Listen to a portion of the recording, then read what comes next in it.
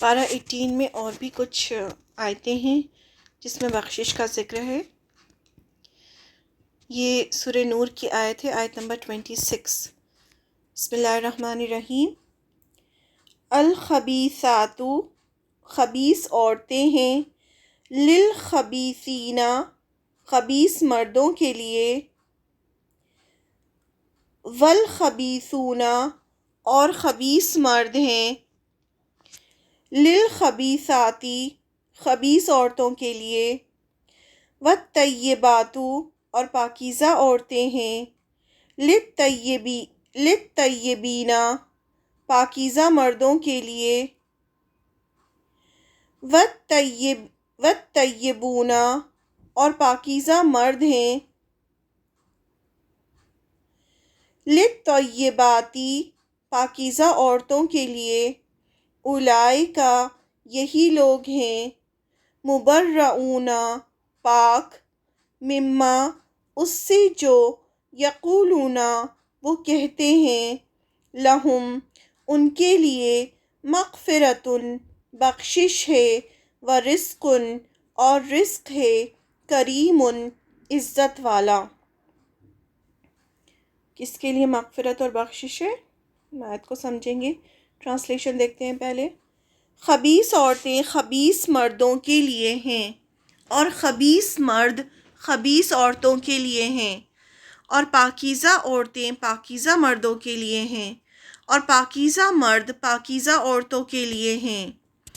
یہ پاکیزہ مرد عورتیں ان باتوں سے بالکل مبرہ یا پاک ہیں جو یہ لوگ بنا رہے ہیں۔ ان پاکیزہ مردوں اور عورتوں کے لیے بخشش اور عزت والا رزق ہے۔ اب یہ اس طرح سے کیوں کہا گیا؟ اس کے پیچھے بھی شان نزول ہے اس کا۔ ناپاک باتیں ناپاک مردوں کے لیے ہیں، اور ناپاک مرد ناپاک باتوں کے لیے ہیں۔ پاکیزہ باتیں پاکیزہ مردوں کے لیے ہیں، اور ناپاک باتیں وہی مرد اور عورتیں کرتے ہیں جو ناپاک ہوتے ہیں، اور پاکیزہ باتیں پاکیزہ مرد اور عورتیں کرتے ہیں۔ اس کو سمجھنے کی ضرورت ہے۔ یہاں پر ناپاک مرد یعنی جن کی ذہنیت، جن کا اندر باہر خراب ہے، وہی خراب باتیں بھی کرتے ہیں، کیونکہ دل خراب ہوتا ہے تو زبان سے بھی پھر خراب باتیں نکلتی ہیں۔ تو ایسے مردوں کے لیے ناپاک عورتیں ہی ہیں، اور جو پاکیزہ مرد ہوتے ہیں تو اللہ تعالیٰ نے ان کے لیے پاکیزہ عورتیں بنائی ہیں جو اندر اور باہر دونوں طرف سے پاکیزہ ہیں۔ یہ آیت حضرت عائشہ کے بارے میں نازل ہوئی جب منافقین نے مدینہ میں ان پر زنا کا الزام لگایا، یعنی منافقین کو خبیث کہا گیا جو غلط باتیں کرتے ہیں۔ اس آیت کے دو مطلب لیے جاتے ہیں۔ ایک یہ کہ جو پاکیزہ لوگ ہوتے ہیں وہ ہمیشہ پاکیزہ باتیں کرتے ہیں، اور جو خبیث لوگ ہوتے ہیں وہ گندی باتیں کرتے ہیں، اور جو خبیث مرد جو ہیں وہ زانی بھی ہو سکتے ہیں، خبیث عورتیں زانیہ بھی ہو سکتی ہیں، تو دونوں ہی مطلب ہو سکتے ہیں اس کے۔ حضرت عائشہ آپ صلی اللہ علیہ وسلم کی بیوی تھیں جن کو اللہ نے آپ کے لیے چنا تھا۔ وہ ایسا کیسے ہو سکتا ہے کہ اللہ تعالیٰ آپ صلی اللہ علیہ وسلم جو پاکیزہ شخصیت ہیں ان کے لیے کوئی خراب چیز چنے؟ آپ صلی اللہ علیہ وسلم بھی پاک ہیں اور ان کی بیوی بھی پاک ہیں۔ جو خراب ذہنیت کے لوگ ہوتے ہیں تو ان کے لیے غلط باتیں اور انہی کی طرح کے ساتھی ہوتے ہیں۔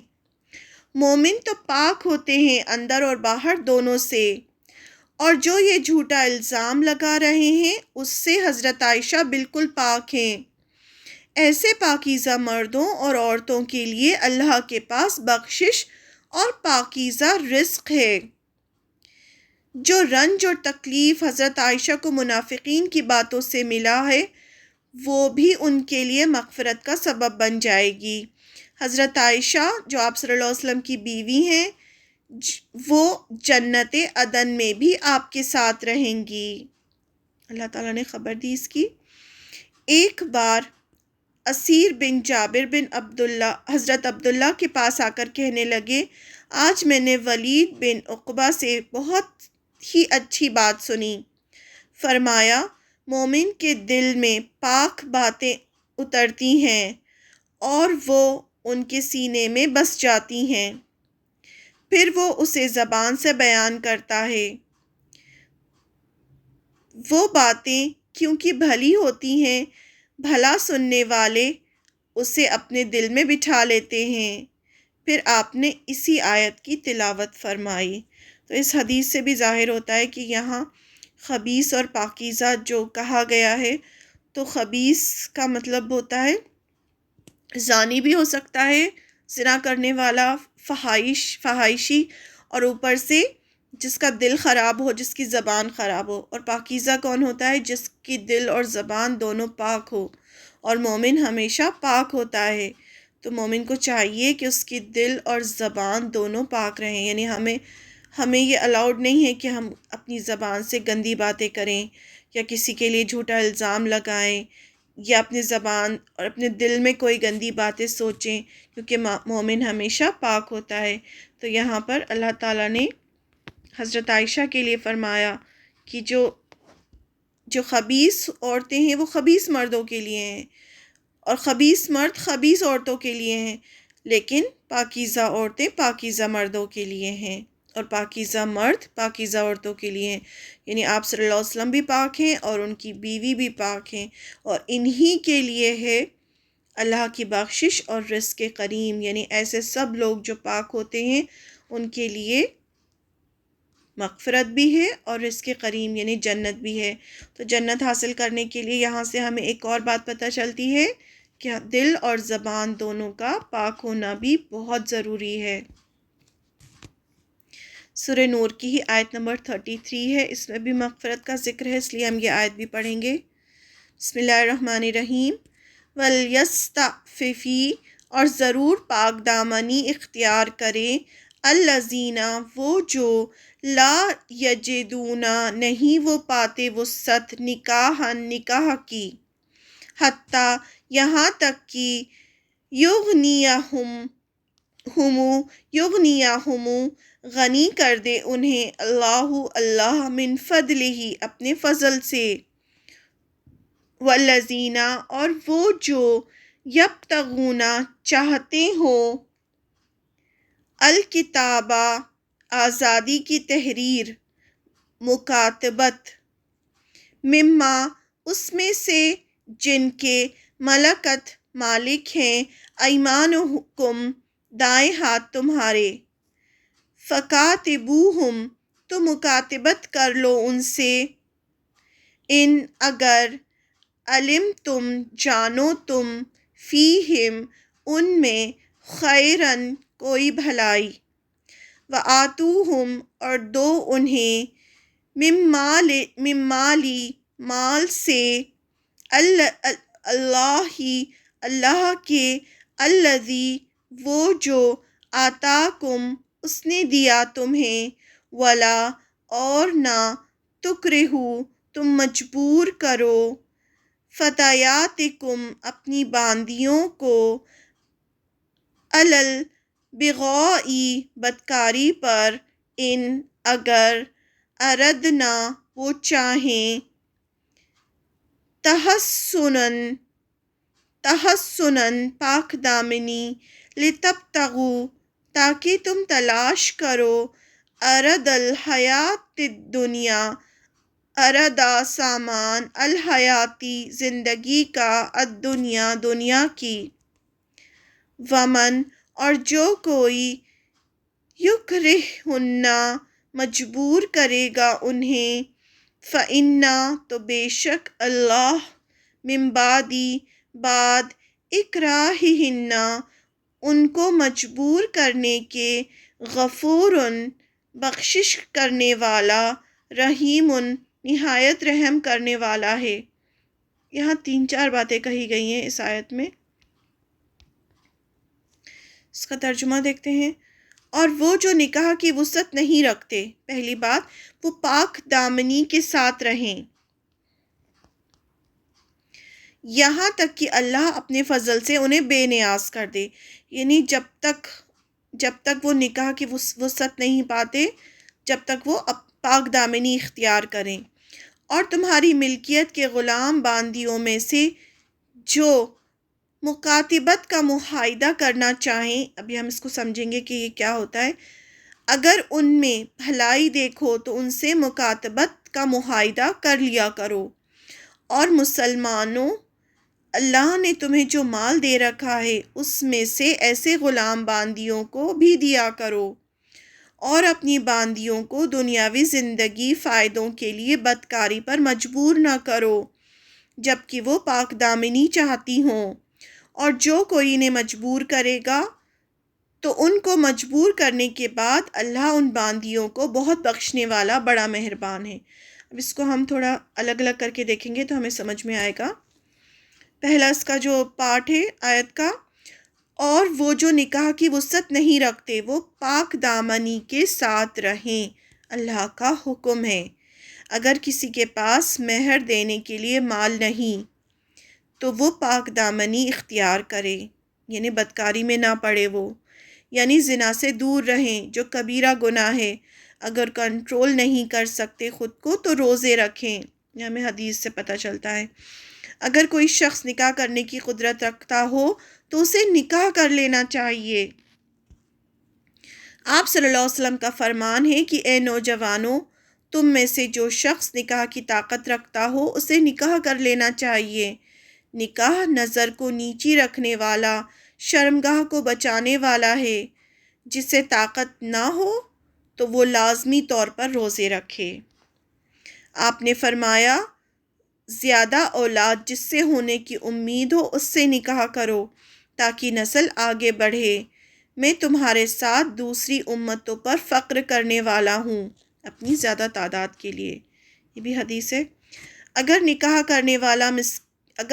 کرنے والے مسکین بھی ہوں گے تو اللہ انہیں اپنے فضل سے غنی کر دے گا، یعنی مالدار کر دے گا، چاہے وہ آزاد ہوں یا غلام۔ آپ صلی اللہ علیہ وسلم نے فرمایا، 3 قسم کے لوگوں پر اللہ کی مدد لازم ہے، اللہ تعالیٰ ضرور مدد کرتے ہیں 3 طرح کے لوگوں کی۔ وہ کون ہیں؟ نکاح کرنے والا جو حرام سے بچنے کے لیے نکاح کرے، تحریر لکھ دینے والا غلام جس کی نیت ادائیگی کی ہو، اسے ابھی ہم سمجھیں گے، وہ غازی جو اللہ کی راہ میں نکلا ہو۔ یہ 3 طرح کے جو لوگ ہیں ان کی اللہ تعالیٰ ضرور مدد کرتا ہے۔ اب جو سیکنڈ پارٹ ہے، یہاں تک کہ اللہ اپنے فضل سے انہیں بے نیاز کر دے گا، یعنی اللہ تعالیٰ ان پر رحم فرمائے گا اگر وہ اپنی پاکیزگی چاہنے کے لیے نکاح کریں گے۔ تب تک انتظار کریں جب تک اللہ انہیں فضل نہ دے دے، یعنی جب تک اتنا مال نہ اللہ دے دے تب تک وہ انتظار کریں، یعنی اور زنا سے دور رہیں، پاک دامنی اختیار کریں۔ اور تمہاری ملکیت میں غلام باندیوں میں سے جو مکاتبت کا معاہدہ کرنا چاہیں، اگر ان میں بھلائی دیکھو تو ان سے مکاتبت کا معاہدہ کر لیا کرو۔ اب یہ کیا ہوتا ہے؟ یہ ایک ایگریمنٹ ہوتا ہے۔ غلاموں میں سے جو لکھا پڑھی کر کے یعنی کچھ ایگریمنٹ کر کے آزاد ہونا چاہیں تو ان سے ایگریمنٹ کر لو۔ پہلے زمانے میں کیا ہوتا تھا کہ غلام بیچے خریدے جاتے تھے، تو اب کوئی غلام ہے وہ آزاد ہونا چاہتا ہے اپنے مالک سے، تو وہ کیا کہتا ہے کہ میرے ساتھ ایک ایگریمنٹ کرو، میں تمہیں پیسہ کما کے دوں گا اور میں اتنی رقم تمہیں ادا کروں گا تو مجھے آزاد کر دینا۔ تو اس کا حکم دیا جا رہا ہے۔ کچھ غلام آزاد ہونا چاہتے تھے، وہ کچھ ہنر جانتے تھے تو وہ چاہتے تھے کہ ہم پیسہ کما کر اپنے مالک کو دے دیں اور آزاد ہو جائیں، تو فرمایا کہ اگر ان میں بھلائی دیکھو تو ان سے مکاتبت کا معاہدہ کر لیا کرو، یعنی اگر ان میں سچائی اور امانت داری دیکھو تو ایسا کر لو، ان سے کر لو ایگریمنٹ، اگر وہ تمہیں پیسے ادا کر دیں تو انہیں آزاد کر دو۔ اور پھر کیا فرمایا جا رہا ہے؟ اللہ تعالیٰ کی اتنی محبت نظر آتی ہے آیتوں میں، اور مسلمانوں کو پھر حکم دیا جا رہا ہے کہ اللہ نے تمہیں جو مال دے رکھا ہے ان میں سے ایسے غلام باندیوں کو بھی دیا کرو، یعنی اب جو انسان آزاد ہونا چاہتا ہے تو اب دوسرے مسلمانوں سے سب سے کہا جا رہا ہے کہ ان کی مدد کرو، یعنی ان کے اگر وہ پیسے کما کر دے رہے ہیں تو تم بھی ان کو پیسہ دو تاکہ وہ اپنی آزادی جلدی سے جلدی خرید لیں، یعنی اپنے غلام لونڈیوں پر بھی خرچ کرو، اور جو آزاد ہونا چاہتے ہوں اور پیسہ جمع کر کے آزادی چاہتے ہوں تو ان کی مال سے مدد کرو۔ زکوٰۃ غلام آزاد کروانے کے لیے بھی دینے کی اللہ نے اجازت دی ہے۔ تو وہ ایک طرف اللہ تعالیٰ مالکوں سے کہہ رہے ہیں کہ ہاں ان کے ساتھ ایگریمنٹ کر لو، دوسری طرف مسلمانوں سے کہہ رہے ہیں کہ ان کی مالی مدد بھی کرو۔ اور اپنی باندیوں کو، اب یہ نیکسٹ پارٹ ہے آیت کا، اپنی باندیوں کو دنیاوی زندگی کا ساز و سامان حاصل کرنے کے لیے بدکاری پر مجبور نہ کرو جبکہ وہ پاک دامنی چاہتی ہوں۔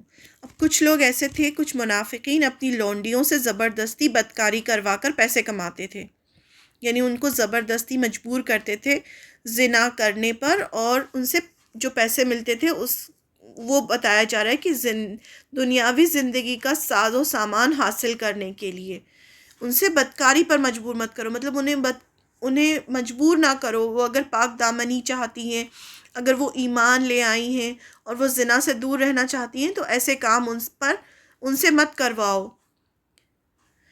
تو فرمایا کہ ان کو گناہ کے لیے مجبور نہ کرو، یعنی ایسے خراب کام ان سے مت کرواؤ۔ پھر فرمایا جا رہا ہے ان لونڈیوں کے لیے، اور جو کوئی انہیں مجبور کرے گا تو ان کو مجبور کرنے کے بعد اللہ ان باندیوں کو بہت بخشنے والا بڑا مہربان ہے۔ یعنی ان لونڈیوں کے لیے اللہ تعالیٰ نے فرمایا کہ اگر کوئی مجبور کیا گیا گناہ کا کام کرنے کے لیے جبکہ وہ پاک دامنی چاہتی تھیں تو اللہ انہیں ان کے گناہ کو معاف کر دے گا، یعنی ان کا یہ جو مجبور کرا کے گناہ کروایا جا رہا ہے ان سے، تو اس کا گناہ جو ان کو مجبور کر رہا ہے ان کو پڑے گا، اور یہ جو کر رہی ہیں، یہ جو باندیاں کر رہی ہیں، غلام ہیں، تو اللہ تعالیٰ ان کو بخش دیں گے، اور اللہ تعالیٰ بہت مہربان ہے۔ ایک ہی آیت تھی لیکن اس میں 3-4 باتیں تھیں اور بہت زیادہ اللہ تعالیٰ کی محبت محسوس ہوتی ہے، الحمدللہ۔ اب آیت نمبر 62 دیکھیں گے، سورہ نور کی ہی آیتیں ہیں یہ۔ بسم اللہ الرحمن الرحیم۔ انما بے شک المؤمنون مومن تو الذین وہ ہیں جو آمنو ایمان لائے باللہ اللہ پر، ورسولہ اور اس کے رسول پر، وَإِذَا اور جب وہ ہوتے ہیں معاہو آپ کے ساتھ، علی امرن کسی کام پر، جامعن اجتماعی یعنی گروپ میں، لم نہیں، یذہبو وہ جاتے، حتیٰ یہاں تک کہ، یستأذنوہ وہ اجازت لے لے ان سے۔ انا بے شک الذین وہ لوگ جو یستأذنونک اجازت مانگتے ہیں آپ سے، اولئک یہی وہ لوگ ہیں، الذین جو یؤمنون ایمان لائے ہیں، باللہ اللہ پر، ورسولہ اور اس کے رسول پر، فَإِذَا پھر جب، استأذنوک وہ اجازت مانگے آپ سے، لبعض شأنہم اپنے کسی کام کے لیے، فأذن تو اجازت دے دیجئے، لمن جس کے لیے، شئتا آپ چاہیں، منہم ان میں سے، واستغفر اور بخشش مانگیے، لہم اللہ ان کے لیے اللہ سے، انا بے شک اللہ، غفور الرحیم بہت بخشنے والا، نہایت رحم کرنے والا ہے۔ یہاں پر کچھ باتیں بتائی جا رہی ہیں، اب صلی اللہ علیہ وسلم کو بتایا جا رہا ہے کہ مومن تو وہ لوگ ہیں جو اللہ اور اس کے رسول کو دل سے مانتے ہیں۔ مومن کون ہوتے ہیں؟ جو اللہ اور رسول کو دل سے مانتے ہیں اور جب رسول کے ساتھ کسی اجتماعی یعنی گروپ کے میں کام میں شریک ہوتے ہیں تو ان سے اجازت لیے بغیر کہیں نہیں جاتے۔ اے پیغامبر، جو لوگ تم سے اجازت لیتے ہیں یہی وہ لوگ ہیں جو اللہ اور اس کے رسول کو دل سے مانتے ہیں۔ تو جب وہ آپ سے کسی کام کے لیے اجازت مانگیں تو ان میں سے جن کو چاہو اجازت دے دیا کرو اور ان کے لیے اللہ سے مغفرت کی دعا کرو، یقیناً اللہ بہت بخشنے والا بڑا مہربان ہے۔ یہاں آداب مجلس سکھایا جا رہا ہے۔ مجلس یعنی جب بہت سارے لوگ بیٹھے ہوں اور اس میں آپ صلی اللہ علیہ وسلم بھی ہوں تو کیا آداب ہوں گے اس کے۔ اس آیت میں اللہ تعالیٰ مومنوں کو آداب مجلس سکھا رہے ہیں کہ جیسے جب آتے ہو اور آپ صلی اللہ علیہ وسلم سے آنے کی اجازت مانگتے ہو ویسے ہی جاتے وقت بھی رسول سے اجازت لے کے جایا کرو، خاص طور سے جب کوئی قیمتی مجلس ہو جیسے جمعہ کا خطبہ یا عید کا خطبہ ہو، مجلس شورا ہو۔ آپ صلی اللہ علیہ وسلم نے فرمایا کہ جب کوئی کسی مجلس جہاں بہت سے لوگ بیٹھے ہوں اس کو مجلس کہتے ہیں میں جائے تو سلام کر کے بیٹھے اور جب مجلس سے اٹھے تو بھی سلام کر کے اٹھے۔ یہ سکھایا گیا ہے، مجلس کے آداب ہیں یہ۔ احترام رسول صلی اللہ علیہ وسلم کا جو احترام ہے وہ سب سے بڑا ہے۔ جب لوگ آپ صلی اللہ علیہ وسلم کو پکارتے تو ایسے پکارتے جیسے کسی عام شخص کو پکارتے ہیں۔ اللہ نے اس گستاخی سے منع فرمایا کہ جب نبی کو پکارو تو اے نبی یا رسول اللہ صلی اللہ علیہ وسلم کہہ کر پکارو۔ یہ سورہ حجرات میں آیتوں میں اس طرح سے اللہ تعالیٰ نے حکم دیا کہ اپنے نبی کو اس طرح سے نہ پکارو جیسے تم عام لوگوں کو پکارتے ہو۔ اے نبی کہو مطلب ان کو عزت سے پکارو۔ نبی کی آواز سے اوپر اپنی آواز نہ کرو۔ نبی سے ایسے بات نہ کرو جیسے تم آپس میں بات کرتے ہو۔ اگر ایسا کیا تو سارے کیے اعمال غارت یعنی ختم ہو جائیں گے اور تمہیں پتہ بھی نہ چلے گا۔ جب نبی آرام کر رہے ہوں تب بھی انہیں آواز نہ دو۔ رسول کی دعا قبول ہوتی ہے اس لیے ان کو تکلیف نہ دو، ان کا احترام کرو۔ سورہ حجرات سے ہمیں پتہ چلتا ہے اللہ تعالیٰ نے یہ مومنوں کو حکم دیا۔ جمعے کے دن خطبے میں منافقین کو خطبے میں بیٹھنا بہت مشکل ہوتا تھا تو وہ آڑ لے کر نکل جاتے تھے، تو فرمایا اگر مومن ہو تو اجازت لے کر جاؤ۔ خاص کر کے منافقین وہ اس طرح سے بے ادبی کرتے تھے مجلس میں رسول اللہ صلی اللہ علیہ وسلم کی، تو حکم دیا گیا کہ جب جانا ہو تو آپ صلی اللہ علیہ وسلم سے اجازت لے کے جاؤ اگر تم واقعی مومن ہو۔ وہ مومن تو تھے نہیں، وہ تو منافق تھے، اپنے آپ کو مومن کہتے ضرور تھے۔ اس طرح سے اللہ تعالیٰ نے ایسے حکم دیے جس سے پہچان ہو جاتی تھی کہ کون مومن ہے کون منافق ہے۔ منافق یعنی جو صرف زبان سے ظاہر کر رہا ہے جبکہ اندر سے وہ کچھ اور ہے۔ پھر آپ صلی اللہ علیہ وسلم سے فرمایا کہ جب وہ آپ اپنے کسی کام کے لیے تم سے اجازت مانگیں تو ان میں سے جن کو چاہو اجازت دے دیا کرو اور پھر ان کے لیے اللہ سے مغفرت کی دعا بھی کیا کرو۔ آپ صلی اللہ علیہ وسلم سے فرمایا جا رہا ہے کہ ان مومنوں کے لیے مغفرت کی دعا کرو۔ آپ کی دعائیں قبول ہوتی تھیں اس لیے آپ سے دعا کے لیے اللہ تعالیٰ نے کہا کہ ان کے لیے وہ مومن تمہارے اچھے بندے، وہ شروع میں بتایا تھا نا وہ ایمان والے ہیں، اللہ اور رسول پر ایمان لاتے ہیں، تو اللہ تعالیٰ نے فرمایا کہ ان کے لیے مغفرت کی دعا بھی کرو، یقیناً اللہ بہت بخشنے والا بڑا مہربان ہے۔ پھر 18 پارے میں سورہ فرقان ہے، اس میں بھی آیت نمبر 6 میں بخشش کا ذکر ہے۔